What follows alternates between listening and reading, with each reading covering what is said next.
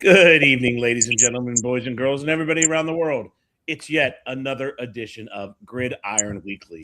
We had a lot of stuff happen over the weekend. A lot of stuff happened in the last couple of weeks with both the amateurs, which is kind of a joke because they get paid, and the professionals have a lot of moving parts going on. So, without further ado, I'll introduce you to my co-workers. Oh, we're lost, William. What I'm here. It's just I don't know. Something's wrong with my camera. Okay, Bill is here. We have his voice, which is awesome. John is here as well. John, how are you? I'm good, thank you. Other than we're all cold, we're all bracing for Snowmageddon. Yeah. So, we don't know how much we're going to get. I think in Pittsburgh it's anywhere from 1 to 78 inches. They just don't know. So, wow, Lexington, Kentucky, 18 to 24 inches. They're going to be buried for weeks there. Wow. All right, so we had a great game over the weekend. We all correctly bet that Miami was not going to get blown out, and we correctly bet that they made the correct call that Miami was not going to get blown out, and they didn't. 6-point game. They made some gutsy calls in Indiana. Really, it's kind of a Hollywood story, and people love the story. I'm just glad it wasn't a blowout. I'm glad it was a good game, and it really was.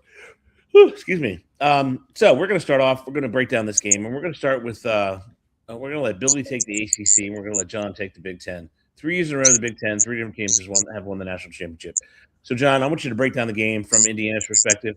And while you're doing it, I'm going to ask you a couple questions. One question is going to be, is this repeatable? Not only in Indiana, but is it repeatable somewhere else in the country?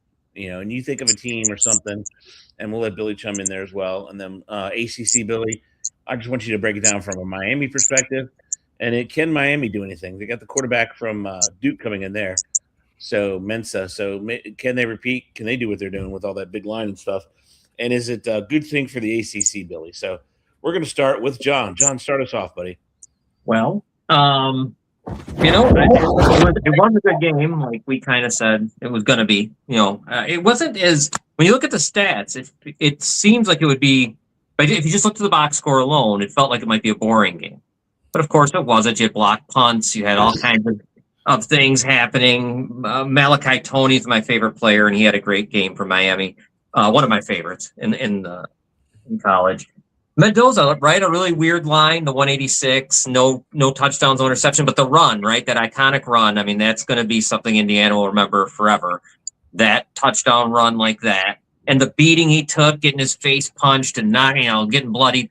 Just an incredible game. Signetti was, his whatever you want to say was all over that game for them, right? It wasn't pretty, but he just did it. They did it. Sometimes it doesn't make sense why they do it because you look at it and you think Miami might be more talented over there, and they probably are, I guess, when you look at like speed times and all these other kind of times. But then Indiana blocks a punt, scores a touchdown, and Carson Beck had a chance and got picked late. Yeah. It was a typical Indiana type game. This is how they won all year, right? This is how, Penn State, Ohio State, this is how they win. And again, Signetti's just this is like one of the best seasons maybe in college football history. What happened here with Indiana? I can't think of a better thing, better story than as bad as the Indiana Hoosiers have been to this and winning it. And convincingly, right? Beating all the teams they beat in a row from Ohio State on. You couldn't have beat any more blue-blooded type schools. So quality programs, you're right. Congratulations, man. They are deserving, as I've ever seen, of a champion for college football. Yeah. Now, what do you think about is Indiana poised to repeat?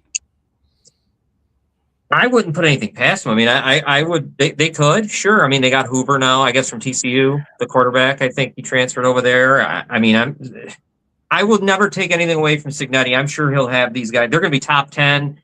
They'll be right there. They'll be in the playoff. I don't see why not. This is he's going to build this to stay, and he's going to stay with it, is my opinion too. He doesn't leave.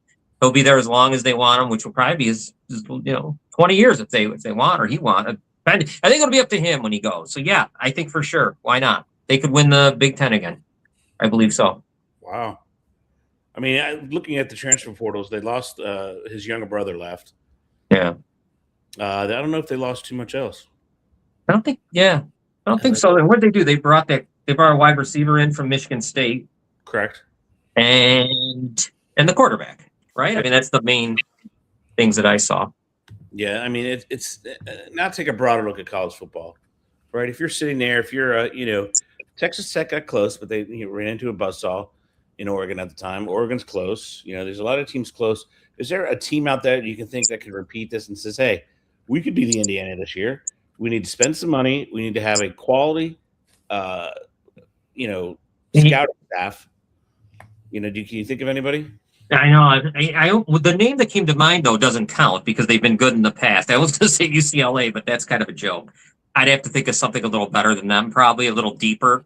But that's the one that came to mind. Like, they haven't been good in so long that maybe with this guy coming from James Madison, just like Signetti, maybe there's somehow they can catch and become good again in the Big Ten. That was the first thing that came to my mind. That's fascinating. And they probably have a lot of NIL out there. Yeah. There's no real website to go and chart a college's NIL, but that's an interesting pick. That really is. They're not really known for. They're obviously known as a basketball school, just like Indiana, right? I mean, they have multiple national championships at UCLA, but not really football. They haven't really been relevant in football in a long, long time. Kelly was there, but other than that, I can't really think of a time. When they were dominant. Yeah. But overall, I mean, do you think Indiana? I thought Indiana maybe outcoached Miami. What do you think?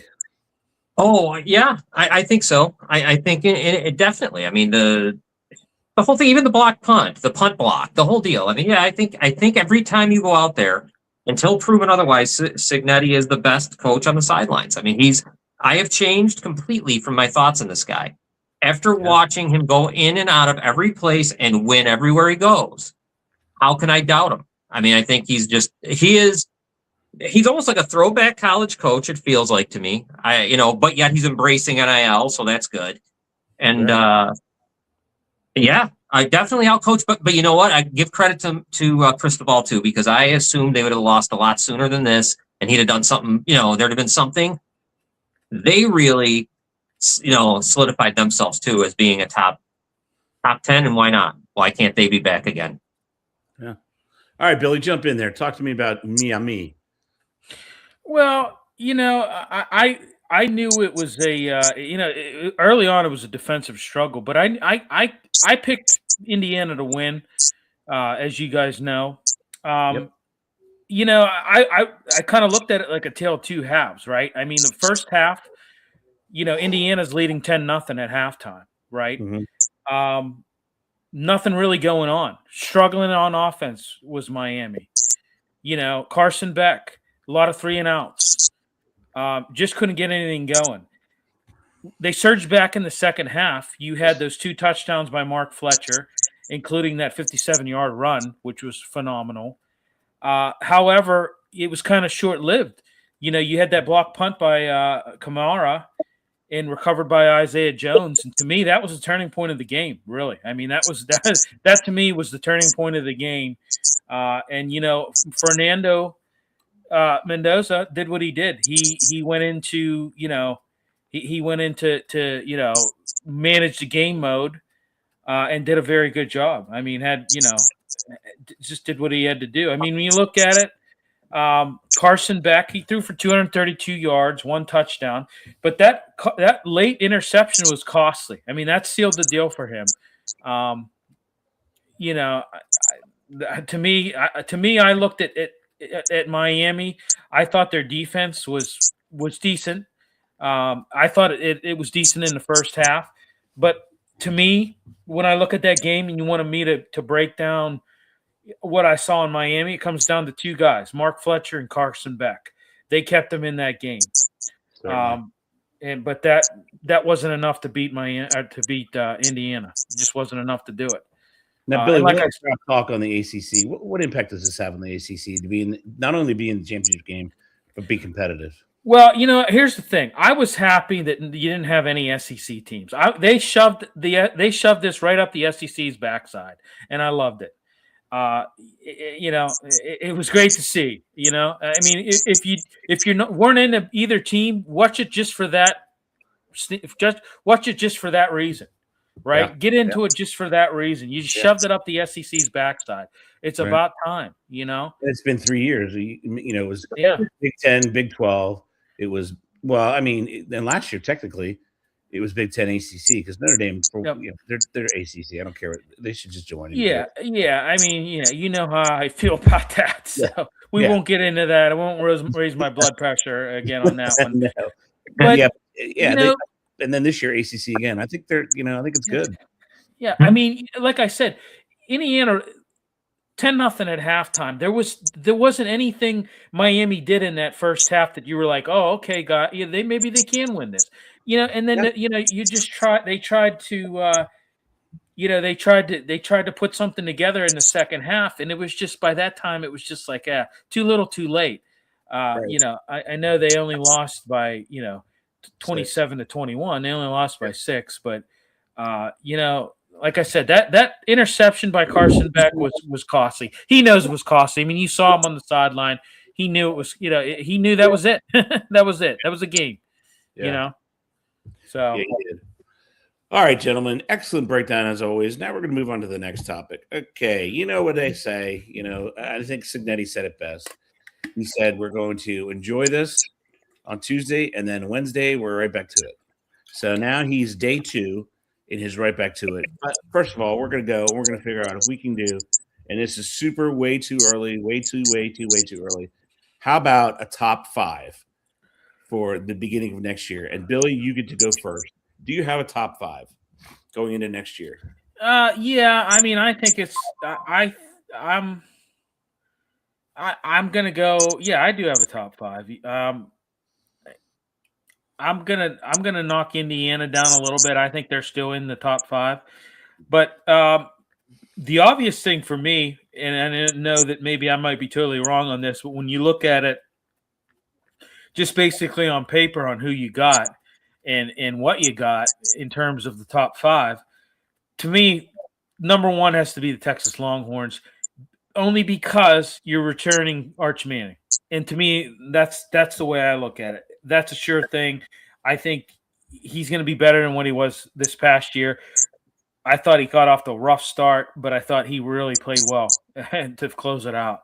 I think my number 2 would be Ohio State, just because I just think that they're still a good program.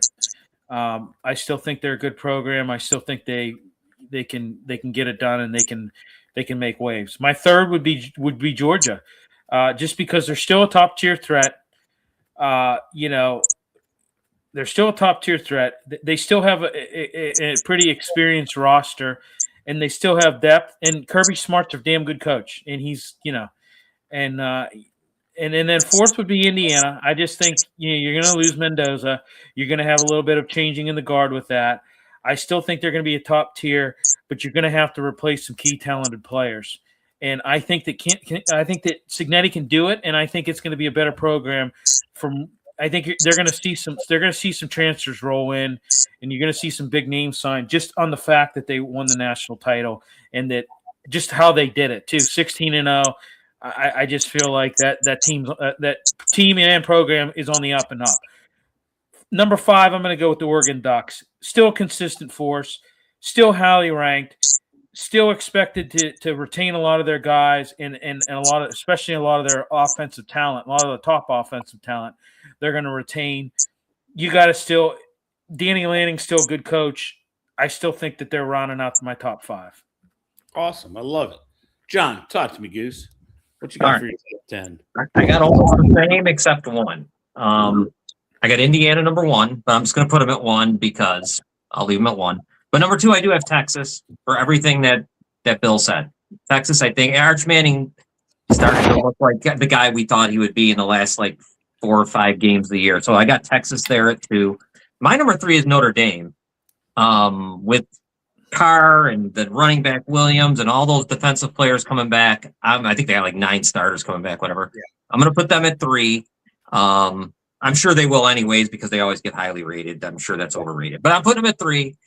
Number 4, I like Oregon. I guess Dante Moore's back. I don't know what Raiola must be sick. I don't know what he thought. What happened there when he leaves Nebraska? That's tough. But I got Oregon at 4. And Ohio State at 5, and I think Ohio State will still be in the mix, and they've had some few good transfers. So my only one I kept out was Georgia, but of course, if I went to 6, they'd be 6. Yeah, so very close. I think that's fair. I think Indiana will start off number 1 just because they're defending national champ. But there's good, there's a lot of movement, which I think is good, and I can't wait to see Indiana's schedule because then we can predict when are they going to lose, right? Right. How long are they going to carry that streak? Because it's going to be pretty impressive if they do. All right, as we seamlessly move on in the show, we're going to go to our next topic, and we're going to talk about what you guys thought were the best and most interesting coaching moves. Lots and lots of movement. I mean, unbelievable. Hard to keep track, really, because you put your phone down, your phone bings again, and bam, there it is. Another coach goes here, another this. So, Billy, it is you started. So, John, you'll start us off this time. Any coaching moves you liked, disliked, excited for, not excited for? Are they going to steal some players from their teams? So hit us up. Go for it. Right. The first one that got me excited was Pat Fitzgerald going to Michigan State. I thought that was actually very, very interesting for Michigan State and not bad because now he's got the Chicago connection there. Northwest. I kind of like that for Michigan State. Who needs to be better? I mean, it's time for them to get back to, be a little. They should be a little tougher. They should be a little more of a powerhouse. I don't even know they should at least be in the mix, and they kind of haven't been the last. Well, ever since what's his name got let go and all that, it kind of went downhill.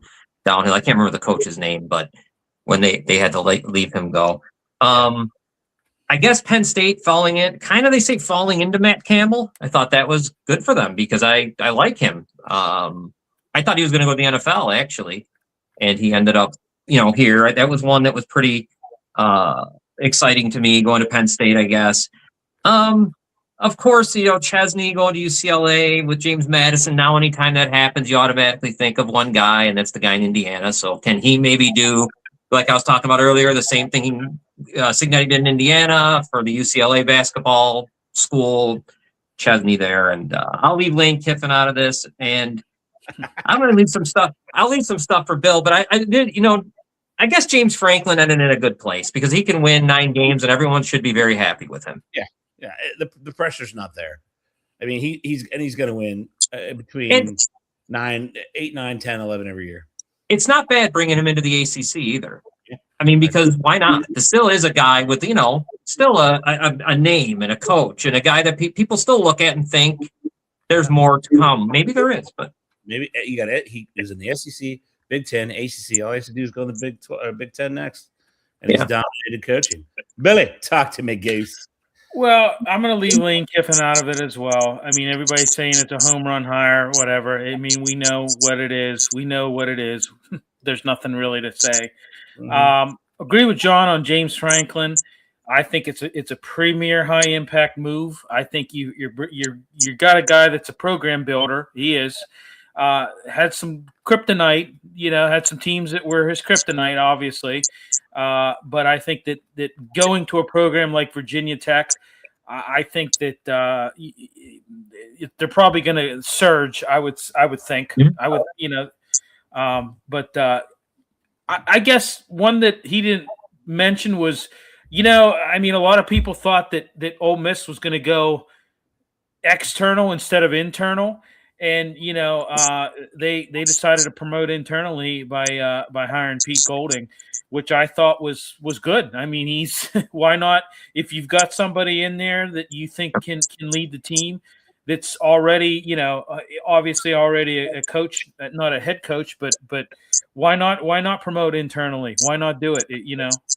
Which I thought was a pretty interesting move because a lot of people were thinking that wasn't going to happen. They were going to go externally instead of internally. Another one is Joe Summerall from Florida. I thought that was a pretty good move. I think that's a pretty darn good coach, and I think he's a pretty well-regarded coach, and I think you might bring some stability to Florida's program with that hire. Agree with John on Matt Campbell. I think you got a pretty high-level guy with him, an established coach, whole 9 yards with that. I mean, that pretty much does it for me. I don't really. What do you think about Florida's coach going to JMU, Billy Napier? I mean, that's a program nobody knew about. I mean, honestly. and Billy Napier goes from the SEC to the Fun Belt. What do you think about that, gentlemen? Yeah.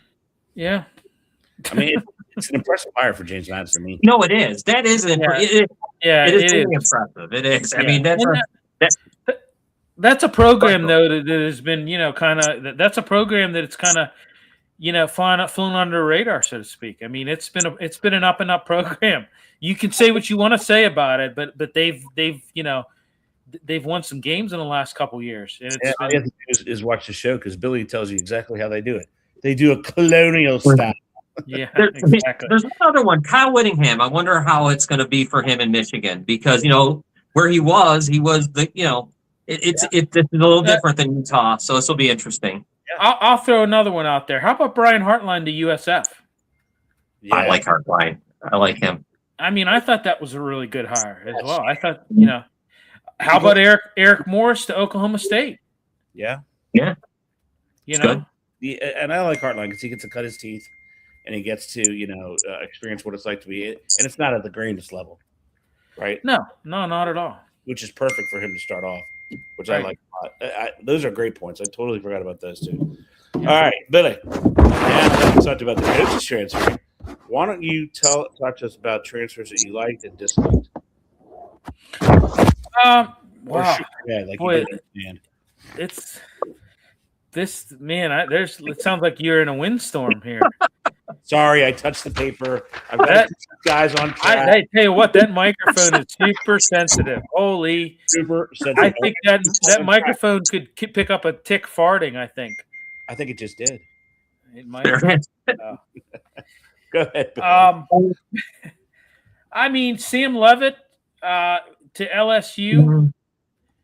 I mean, huge. I think, it was pretty big. That's the first one that comes off to me, off the mind first. He was sought after QB. I mean, right? I mean, very, I don't know that. What about that Mestamaker too? That quarterback from North Texas going to Oklahoma State. He's pretty good. He's pretty high. Yeah, he's pretty high grade. That's about the only. I mean, I don't know. What about? Keem Coleman, I think might be good. Move from Auburn to Texas.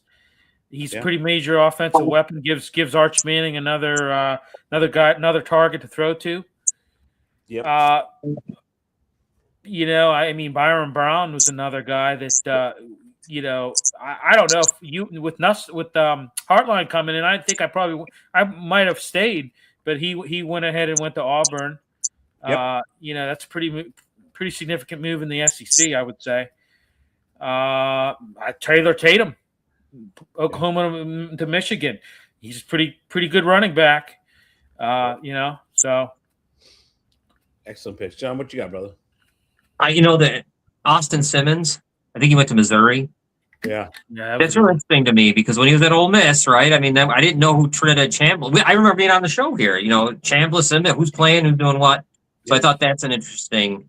I'm curious to see if there's anything he can do in Missouri. First of all, that's the kid that graduated at either 15 or 16 from high school, and he already has his degree by the time he was 19 years old. So he's 20 years old this year with a college degree, going for a postgraduate degree. I mean, the kid's bright. I just think he's too frail. Yeah, that's why he got injured and lost his job. So, but I do like that. And the one that the one that I saw and that John already spoke about, where it left you scratching your head, was Dominic Raiola going to Oregon. Yeah, that's. He's got a double transfer. He's got to do something because that's a mess for him. Well, good for them because it's almost plug and play. You have them there for a year, so it's they started with Bo Nix, then went from Bo Nix to the next one, then go from this one to the next one. So they set themselves up, but it just seems like the greatest analogy that I could come up with was. Some people buy cars. Some people perpetually, do leases. They lease cars, and that's what Oregon's doing. They're leasing quarterbacks, You know, they haven't found one that they wanted to buy. You know, I mean, Dante's good, but I'm saying, you know, he was there for a year and he was the understudy. So maybe that's maybe that's what they want to do, right? Right. So I mean, it was interesting. I mean, there was a lot of linemen that moved. There was a lot of running backs that moved, and you had what's his name from Iowa State. He's going to Penn State. Back. Yeah. Go ahead, Billy. I just want to say one thing. I know I mentioned Taylor Tatum, but you know, if I could just kind of expound on that, you know, when Mateer was hurt, holy shit! But it's wow, man. Can you stop moving stuff? Because that microphone is picking up. It is like deafening. I didn't move this time. I didn't move this time. I mean, whatever is happening, it sounds like a wind tunnel. Yeah, it's does it not sound like that, John? Does it sound like lightning? I mean, God, I don't know. I lost my train of thought. No, I was just gonna say Taylor Tatum. You know, when Mateer was injured, he stepped up and you know he made it easier. He made it easier for that offense to operate. I mean, he really stepped up and you know was their stalemate. You know, I mean, he's the guy that held it together when Mateer was down. You know, they were able to rely on him and that opened up the passing game. You know, I mean, it was, you know, but that's all the point I wanted to make. I like that. Yeah. All right, Billy, you're going to start us off now. It's time to pick a national champion. Even though it just happened, you know, I want you to pick a national champion for the 26th season. You can do a bunch of teams. You can do whatever you want. And just give a little blurb why you think they could win. Go ahead, buddy. Well, I might get a little flack for this, but I really think that Texas could win the national championship next year. I think Arch Manning is a seasoned quarterback now, and you've got some guys coming in. You know, like I said, they made some moves. You know, like I said, you got a very, very good wideout in Cam Coleman coming in there, and I think that to me, I think that they could win a national championship again, or a national championship. Any others, buddy? Man, it's really hard. I mean, I'm hearing a lot of like just craziness going on here. I literally am standing still. Here are my hands. I'm gonna do this. Go ahead. Okay. I'm touching nothing. All right. Another one. I don't know. I mean, maybe Indiana could do it again. I don't know, John. I wouldn't count your Ohio State Buckeyes out either. You know. No, they keep getting guys from. They keep getting defensive players from Alabama, which is weird. I don't know why that's happening. Speed. Yeah, keeps happening now. Speed. You know who's going to win? An SEC team's going to win this year, probably. So I'm going to go with LSU. I'm going to go with LSU, so I can really get sick to my stomach. But I'm going to say LSU will win the national championship. Wow. Why not? I mean, eventually. I mean, how many times? Yeah. It's funny how we didn't have them in our top 5. Neither one of us. I know. Yeah. I don't want them to be there. We totally just breezed over them. Yeah, you really I'm gonna go LSU. I think Indiana could repeat. I love Texas. I'm not a Notre Dame fan at all. Ever, never, ever. But man, they have some things there that tell me they might. They remind me a little bit of Miami. I don't know. There's some things. I like the quarterback. I still think them not being a conference will always be a hindrance to them. But I'll throw them into the mix, and I like Ohio State possibly too. And neither one of you think anything from the ACC. No team can possibly get in there again. No. I mean, I agree with John. I think, you know, like I said, this was the year to shove it up the SEC's backside. And but they did. And they did. But I think that I think SEC might make a comeback. Maybe make a comeback this next season. Hey, just something totally off topic. I wanted to see if you guys picked up on this as well. What was the whole thing with the Carson Beck handshake thing? I mean, they didn't really show anything. There was some kind of thing that's saying that he refused to shake hands with with Mendoza. Was that true, or I don't know?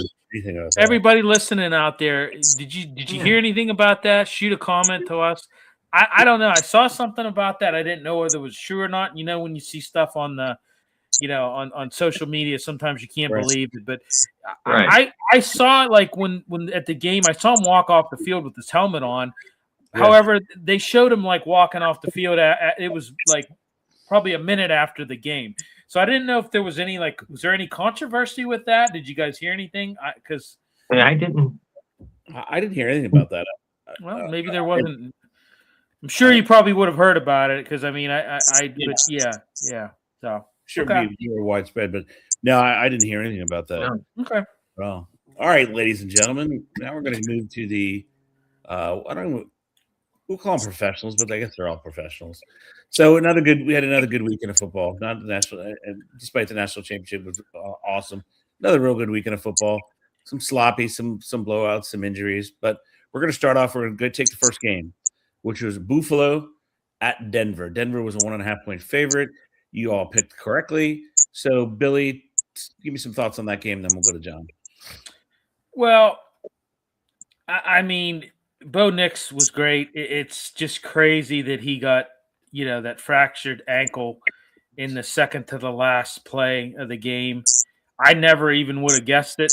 I had no clue. I was just floored when I heard it, I know Sean Payton came back and said, broke the news, and I was just, my mouth hit the floor. I couldn't believe it.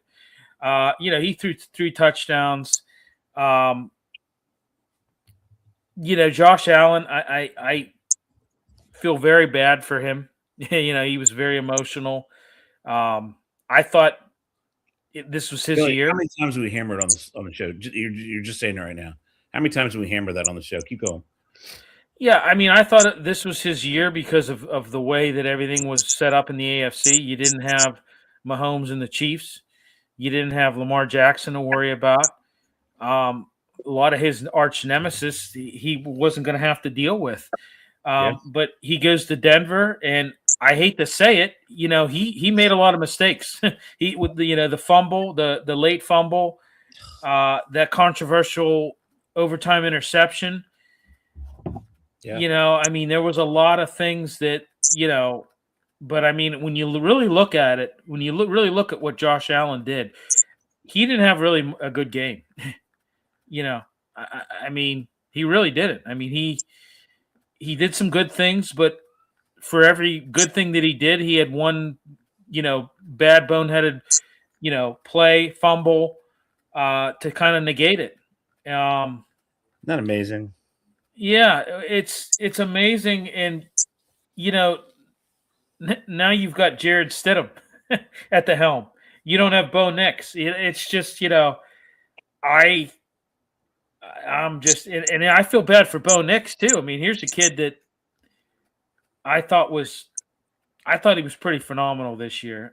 There was some things, obviously, with Denver early in the season that kind of had me scratching my head. Like, for instance, how do you get your ass kicked by the Tennessee Titans at home for the first 3 quarters and then miraculously score 24 points in the fourth quarter to win the game? I mean, it was just things like that they had done early in the season that you were kind of like, oh, okay, I don't know, maybe this team, but then, I mean, they found a way late to kind of get things. Bo Nix, I thought, was great. He, like I said, he threw 3 touchdowns, but just crazy that he fractured his ankle late in the game. And I feel bad. I feel bad for the Denver faithful because I don't know. I don't know how you guys feel. I mean, I know we're going to get into it, but Jared Stidham at the helm. I don't know. We'll see.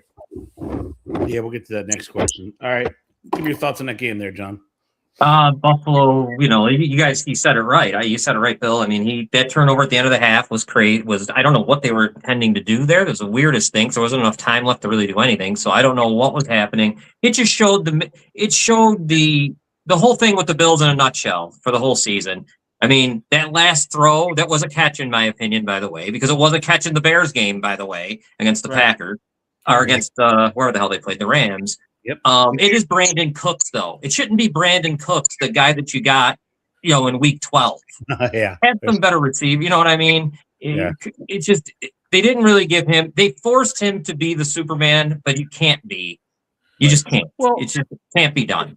If like I that. just may add one other thing, you're You not bet. gonna win with 5 forced turnovers. No. I mean, Denver forced 5 turnovers. You're not gonna win like that.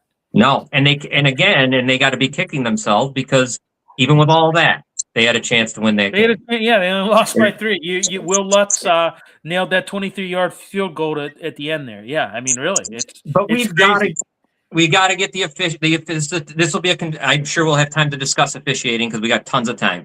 But we're gonna at some point we got to figure out what a catch is and what's not a catch because that shouldn't be different in 3 different games. Correct. That's insane. I don't understand how one's a catch, this one's not a catch, that's a catch. Let's figure it out because these are big moments. And then I got to agree with McDermott. You don't take a second to look at it. You had to force the Bills to take a timeout to at least have someone consider anything about it when, I mean, it cost the game. It cost them. It ends the game, obviously, even with all the turnovers and everything else. That's a catch. The Bills win. Yeah. So, and McDermott's not fired. And I'm not going to mention who, but I heard on SiriusXM NFL radio this week, somebody say, I'm tired of callers calling in and talking about consistency of refs. Why? Why are you tired of that? It's a major problem.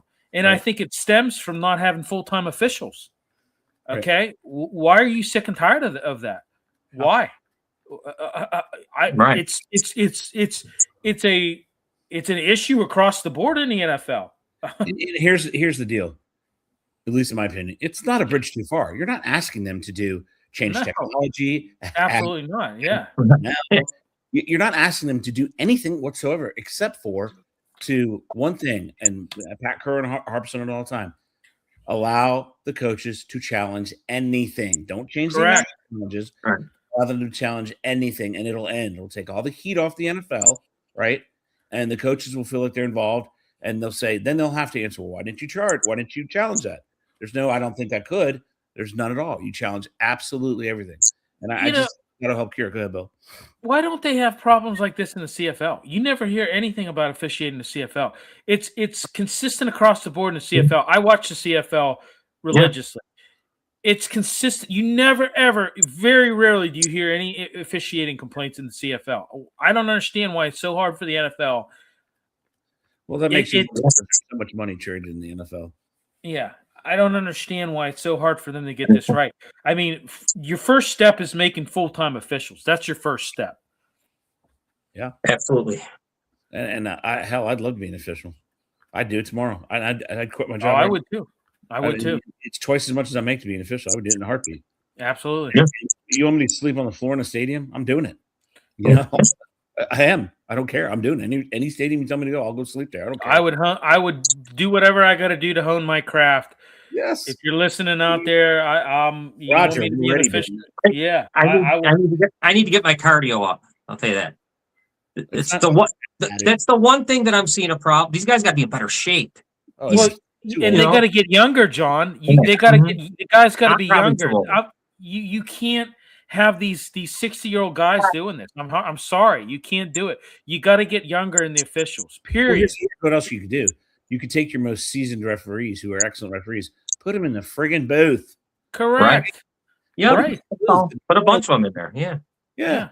All right, so we got to move on a little bit quicker. All right, Seattle and San Francisco. John, start us off. I just think Seattle beat them because the Niners just have so many damn injuries. Go ahead, John. Yeah, it was good for Seattle. 3 touchdown runs by Walker, and they did what they had to do. That's what you want to do. That's how you want to do it. You want to end it like that. You don't let them even have a chance. Just beat them down. You can't beat, and no, that's all I got for that one. They did what they had to do, and good for them for making that end quick. William. Well, they run the damn kickoff back to set the, a lot of gut punch, and just because we've been worried about their specials. Yeah, I mean, Seattle just dismantled the Niners from this get-go. Okay, yeah, from the get-go, they ran the kickoff back, and then it just went downhill from there. Their heads went down. It was crazy. Yeah, I mean, you return the opening kickoff, 97 yards. Shaheed And, Kenneth Walker, 116 rushing yards, 3 touchdowns. Like I said, they dismantled the Niners from start to finish. Yep. Excellent, gentlemen. We're going to move on. We're going to go to the daytime game up in New England. You had the New England Patriots and the Houston Texans. Bill, you start us off. Patriots, I said it before, everybody going into this game was saying about, Houston Texans, that defense is violent, that defense is nasty, that defense gets to guys, they're unstoppable. Guess what? So's the Patriots. Yeah. So's the Patriots defense. Yeah. How about forcing 5 turnovers, including 4 interceptions from one CJ Stroud? Billy, pause there. The dude's way too reckless with the ball, right? 2 weeks. Way too reckless. Way too reckless. I agree. Marcus Jones returned one of those picks for a touchdown.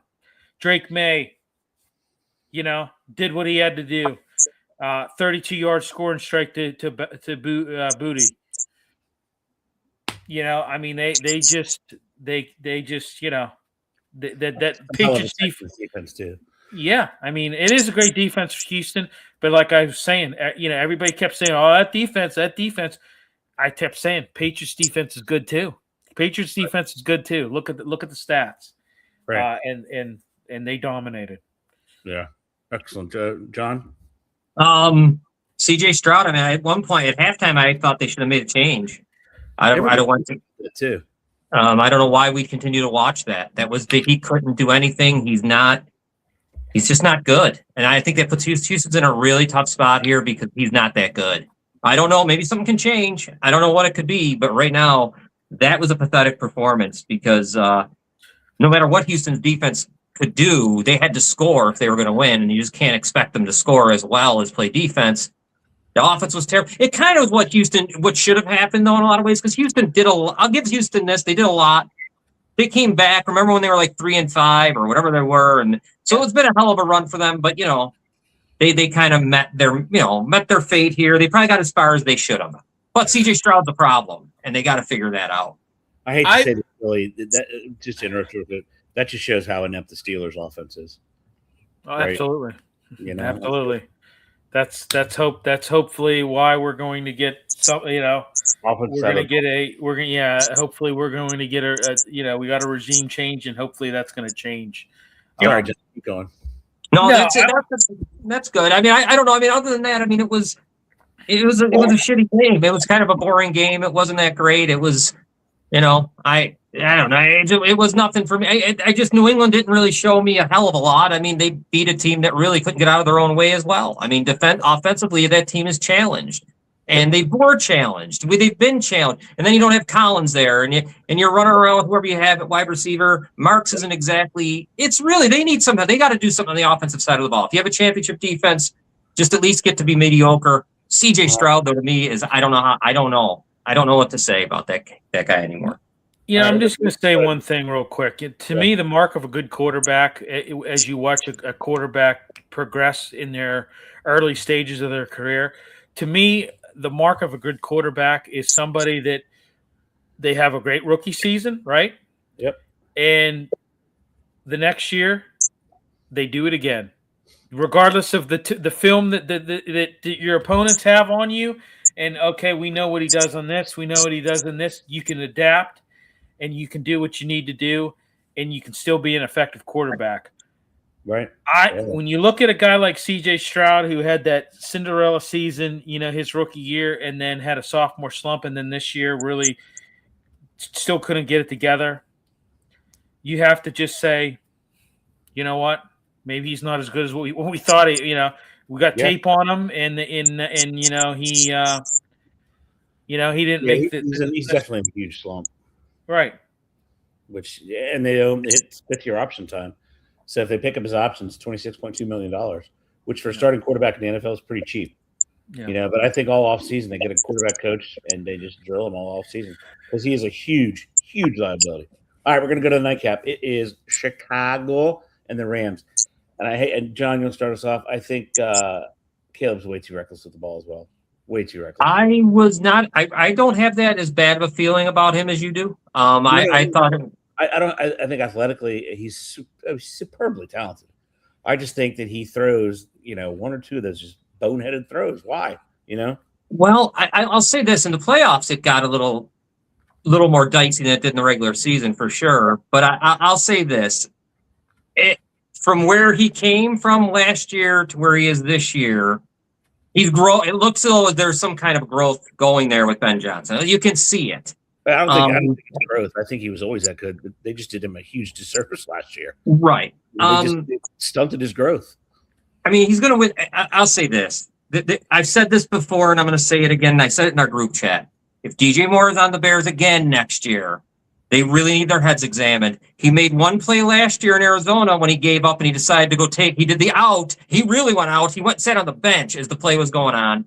He did it again in this game. He literally quit on the route. He just gave up, which should have either been a catch or he'd have broke it up. There'd been no interception. That's what happens. Yeah. And I mean, let me say this too: the Bears defense, they really show. I got to give them a ton of credit and what Dennis Allen did, and from as pathetic as they looked, they played great. As a last thing, because I know we got a bunch of topics to get to. As a Bears fan, this has been my favorite season in probably 20 years. Yep. It was as good as it gets. I cannot complain. And you guys know I should probably stop the internet because all I ever do is complain. Yeah. I got no complaints. You're one of the guys who has an absolute disdain for the teams he roots for. This was great. Yeah, it reminded me of that season with Peanut Tillman and Brian Urlacher where they had all the turnovers and that's really super exciting there. Yeah, it's just. I mean, I think their future is good. I just think they need to shore up their defense. And I would. I mean, come on. Why would you not start Roma Dunze and Luther Burden? Luther Burden is freaking outstanding. Outstanding, that guy is. He needs to be the starter, period. Yeah. They're in good shape, man. I mean, this is the year, though, right? You don't want to go backwards, though. This is the year where you got to now become a perennial playoff team. Can't go backwards. You go from the easiest schedule in your division to the worst. Yeah. Which is and they got guys. They're going to be making a lot of roster. I'm sure Jaquan Brisker probably won't be back. Tremaine Edmonds won't be back. There's going to be a lot of things happening. But Billy, what were your thoughts, buddy? Well, I'll make it quick. Ed, I kind of agree with you. I think that Caleb Williams, he got a little too cute at the end there. Hey, what he did to force overtime with that miraculous touchdown pass to Cole Kmet was just nothing but magical, on a 4th and 4. But ultimately, you threw three interceptions in that loss, and you just you got a little too cute with the football. And I said that, I texted you guys that it was a tough one, but listen, he did a tremendous job. He did better than what I thought he was going to do, but unfortunately, they weren't able to advance. Yeah, he's headed to Cancun like all the other 28 teams. All right, next topic. We're going to start with the AFC Championship game. So we know our championship. It's one of the better weekends. You have the championship weekend this weekend. If you're a football nerd like me, you're going to watch the Senior Bowl from Mobile, Alabama on Saturday, and then you're going to watch the championship games on Sunday. So it's kind of a really cool juxtaposition. So. Which I think is going to be fun. Or maybe they'll push the Senior Bowl next week. Maybe it's next week. Anyway, I digress. We'll start AFC Championship. Billy, start us off with the AFC Championship. I mean, the luck of the Patriots, right? No Nico Collins, no Bo Nix. I mean, honest to goodness, if they don't make it to the Super Bowl, which will be their 12th appearance in the Super Bowl, I think they failed. What do you think, Bill? Sorry. Oh, tremendously, yeah. I mean, I'm going to say this. This should be a win for the New England Patriots. They're going, you had a dominant divisional victory over Houston. You're going into Denver. You're, like you said, you're not facing Bo Nix. You got Jared Stidham. People are saying, well, Jared Stidham's won some games. I got it, but it's just not. It's just not the same. It's not going to be the same offense. It's going to be, Patriots defense is historically stingy. They're allowing right now in rushing. They're allowing 2.03 yards per carry this postseason, and they've allowed 0 rushing touchdowns. They're just tough, and it's going to be a long day, I think, for Denver. I think, unfortunately, I think the end of the road is going to be there for them. I have the Patriots winning this game. Drake May, I don't think he's going to not have to do a whole lot in this game. I mean, I think if he just plays good and takes care of the football, they win this game. They win this game easily. Yeah. John, thoughts? Yeah, definitely. I mean, they're going to need extra possessions, Denver, right? They're going to need some defensive scores. They're going to need some crazy stuff to happen, some punt returns, something like that. And also, I think if Stidham can get if he has a QBR rating of 85 or better, just at 85 or better, that's Bo Nix. So if he can keep it around there, and maybe somehow you get some craziness, maybe, I don't know, but chances are New England's winning this game. It's too bad. It's a shame because I really think Denver would have won if Bo Nix was here. But agreed. Totally agree. Combining two questions essentially. So you guys both have New England. They're favored by 4.5. You both have New England covering the spread as well. I'm going to go Denver. Give me the points in Denver because I'm going to go Stidham will be able to keep that percent. I don't think he's going to be a liability. I think he can manage. It won't be enough because they're going to force him to win, but I think they can keep it. The defense, if it's that good, they should be able to keep it that tight. Wow. Bill. I don't think that. I think, yeah. I don't think that. No. Billy says no. All right. Wishful thinking here. Go to the next game. You have Santa Louis going to their division foe. They split the regular season, and I think Niners won the first game, or Rams won the first game, and the Seahawks won the second game. So I don't know what that tells you. But anyway, John, start us off. What do you think? Who do you like, and who's winning that? I like the Rams. I do like them to win. I think we're gonna get a little vintage. Seattle's favored by 2.5 at home. Sorry, go ahead. Yeah, I'm gonna take the Rams. I'll take the points, and I think they're gonna win outright. I think we're gonna get a Sam Darnold game. I'm looking for one of those old-fashioned Darnold down the tubes. So he'll go down the tubes here. I don't think Seattle's defense will be enough to withstand his probably something that'll happen on the field that he'll be ashamed. People don't want to see. So I'm going to go with the Rams, and I think I do think all around they're better. I think all around they're better if they're healthy. Puka, the whole deal. I think it'll put pressure, and I like the Rams. I just think Matthew is on a friggin' tear. Yeah, an absolute friggin' tear. All right, Billy, who you got, Bubba? I got the Rams. People are saying, they're going into one of the loudest environments in Lumen Field. Don't care. I mean, don't care. Yeah. I mean, Sam Darnold's still dealing with that oblique. When you look at it, and Ed, you were talking about their matchups throughout this season. One thing I noticed in their matchup, Seattle's defense struggled with tackling in their first meeting against the Rams. Their tackling was terrible. And he had 77 dropbacks with 0 sacks. Matthew Stafford did. Yeah. I really believe they're going to go in there and they're going to win. I agree with you. Matthew Stafford is just on a tear. This guy, I mean, from where he was at the start of the season with this back issue that everybody said was going to hinder him all year, and miraculously that wasn't even a factor, in the whole thing.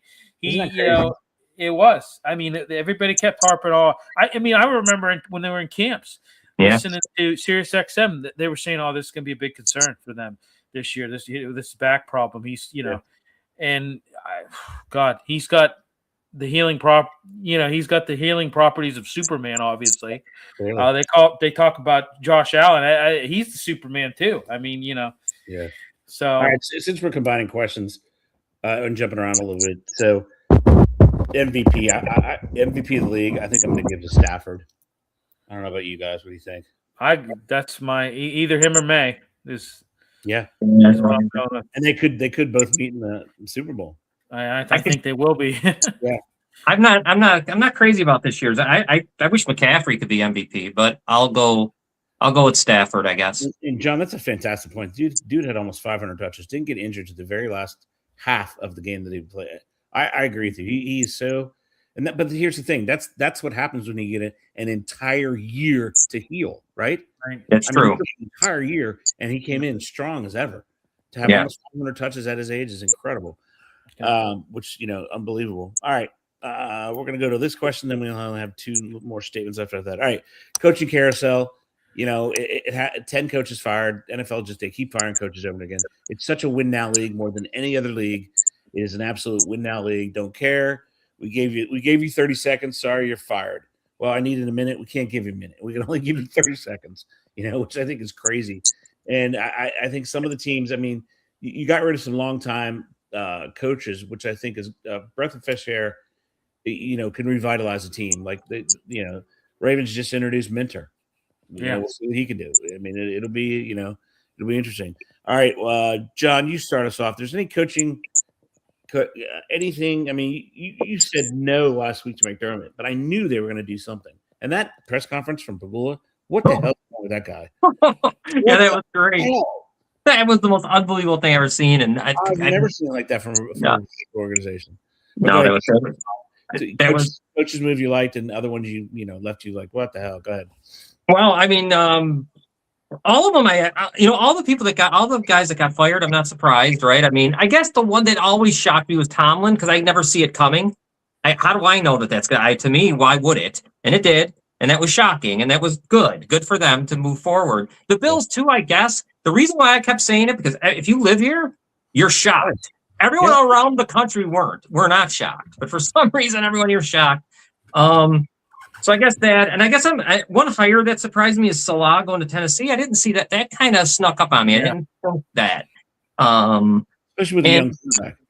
Yeah, and I'm wondering where Mike McCarthy does. God, I always feel like he's one of the guys that's pretty disrespected as a coach. He's got great numbers, good everything. I thought he'd wind up in Pittsburgh maybe, but I guess that's not a possibility. He's the front runner. Is he the front runner? Okay. It is a possibility. Yeah, I like him. Yeah, I mean, I do. Go ahead, Billy. Well, I really was not shocked by Sean McDermott getting fired. I really was not at all, to be honest with you. What I am shocked about is that he hasn't gotten an interview. He still wants to coach. He has not gotten an interview by one team. No interest in any teams so far, which has shocked me. It shocks me. Jeff Hafley getting hired in Miami, I think they jumped the gun a little bit too quickly on that. They were talking about that, how he was hired, and then shortly thereafter McDermott was fired, and they should have went after McDermott, but they already hired Hafley. I heard, that was a big thing. To just clear up everything, Mike Tomlin, he wasn't fired. He stepped down. I mean, they met that following day. Art Rooney sat him down and wanted to talk about the coordinators and what they're going to do moving forward with the coordinators. And he said, I'm going to stop you right there. I'm stepping down as head coach. So, he wasn't fired. He stepped down after 19 seasons,